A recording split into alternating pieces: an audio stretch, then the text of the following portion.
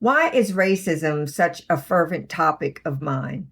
And why do I speak so ardently about racism in the church specifically? Well, I wanted to share with you a little bit of my backstory to provide you with insights as to why I'm so passionate and that I think that this is a conversation that is something the church should contend with in the next decade. So, first, let me take you back to racism that has been a lived experience from the time I was 5 years old. And my mother pulled me aside and told me that my white friend would no longer be able to play with me. And although I heard her, I didn't understand that. So, within a few days, I walked to my friend's house and I knocked on the door to ask her mother if I could play with her. And I was told a resounding no. I was not welcome there and that my friend could not play with me any longer. Now, secondly, I want to fast forward to 2008. Now, there were many, many more racial incidents during those intervening years, but this is focused on my experiences specifically within the church. And I was at that time attending a church in Fort Mill, South Carolina, just over the line from Charlotte, North Carolina. And it was a predominantly white, charismatic service with spiritual gifts flowing, including healing and prophecy. But the message from the white pastoral team was filled with venom towards the then candidate Obama. And this was disconcerting and alarming to me. Because until then, the charismatic circles I had spiritually grown up in had taught me that we never speak badly about those in authority.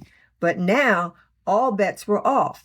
And I prayed fervently about what was I hearing. I didn't want to believe what I was hearing. Then one Sunday, while I was leaving the church, the Lord dropped in my spirit that it was racism. Even then, I didn't want to wrap my head around it. But from 2008 to 2017, my husband and I continued in the charismatic church circles. We had our home church and then one other church that we visited regularly for spirit-filled conferences. And they were predominantly white, but had some multi-ethnic ethnicities and members. But let's just say what we saw was colorblind racism, white privilege racism, and overt racism firsthand, hands down. It was undeniable. It was shocking. All of the white friends we had shared meals with, invited into our home, and did ministry together, had now become mesmerized by Donald J. Trump and his overt dog whistles. And this was, of course, around the 2015 era. But there were a lot of other things that had built up that we had observed during that time. Now, when this really became just so evident in that 2015 timeframe, we did try to talk things out with our friends, our church friends at that time, but it didn't get us anywhere except ostracized. Needless to say, we were hurt and angry, and it took several years to heal. However, it was the beginning of seeds that being planted in me to help address this sickness within the church. And thirdly, in 2021, I began my doctoral program my project focusing on overcoming racism in the church. I didn't start with that topic, but through prayer and seeking God's guidance, I realized this problem was meant for me. As I researched the history of the early church, I began to understand how we arrived at this division within the church today.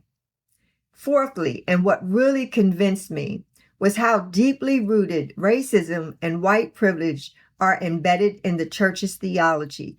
As William James Jennings says in his book, The Christian Imagination, what we have is a diseased theology. What I had experienced in those predominantly white charismatic churches was a combination of regurgitated slave religion and Christian nationalism. It is contrary to the ministry of reconciliation, God's idea of unity in diversity, and God's love for his church, his beloved church community.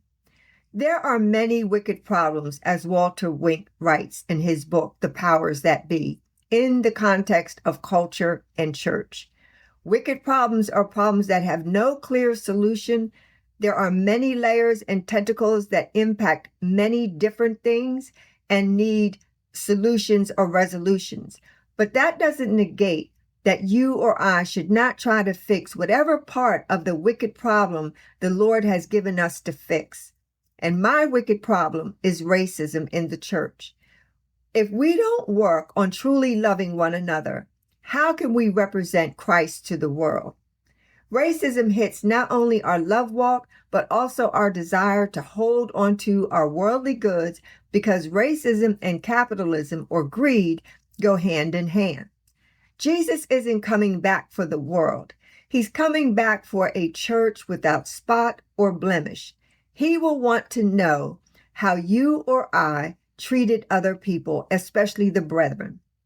He's not coming back to ask how much money is in our bank account or how big is that church building.